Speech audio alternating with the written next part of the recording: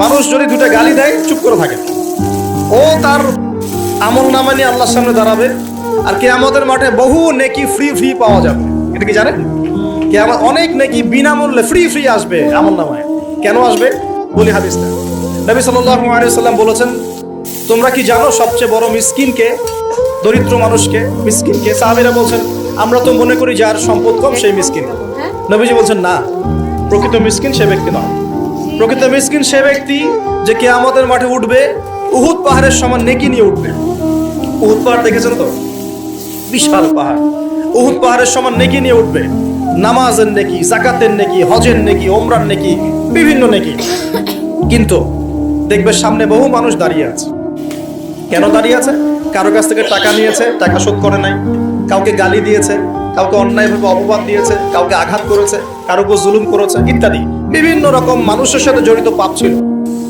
ঠিক আছে? কারো